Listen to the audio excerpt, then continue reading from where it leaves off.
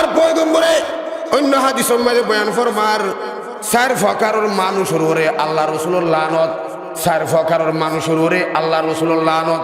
আল্লাহ রাসূলের লানত মানে একাম্বুম, আল্লাহ রাসূলের লানত মানে কি একাম্বুম। চার প্রকারের মানুষের উপরে আল্লাহ রাসূল কি করছে লানত করছে। ক্বালা রাসূলুল্লাহি সাল্লাল্লাহু তাআলা আলাইহি ওয়াসাল্লাম আকিলার রিবা ওয়া মুকিলাহু ওয়া কাতিবাহু ওয়া শাহিদাইহি ওয়া ক্বালাহুম সাওয়াউন।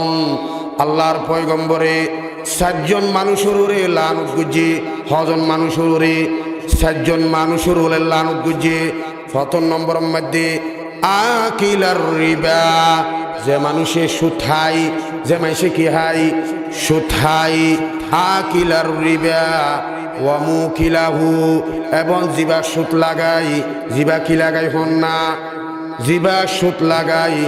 আকিলার রিবা মানি জিবা সুদ খাই, ওয়া মুকিলাহু জিবা সুদ লাগাই, ওয়া কাতিবাহু তৃতীয় নম্বর জিবা সুদ লেখে, জিবা কি লেখে সুদ লেখে।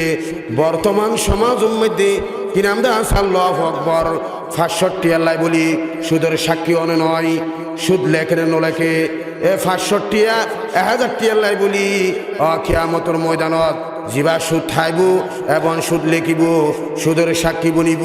কিয়ামতের ময়দানত জিবা এই সুদ খাইরে শাস্তি ভোগ করিব। তোয়াত্তু কি নাম দা আল্লাহু আকবার তোয়াত্তু লেখিরও এভাবে সুদের শাস্তি ভোগ করা করিব। কি নাম দা আল্লাহু আকবার। ও সুনিম বেলাকার মা বিনল হইতাম সালাম দে জিবা সুদ খাই।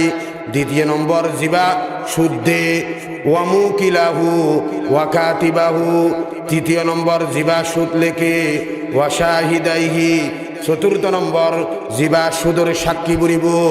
এর চার প্রকারের মানুষের উপরে আল্লাহর রাসূলের লানত, আল্লাহর রাসূলের লানত। আল্লাহ পাক রব্বুল আলামিন আর বেগুন্দের সুদি লেনদেন তো হেফাজত করে বেগুন্দ হই আমিন।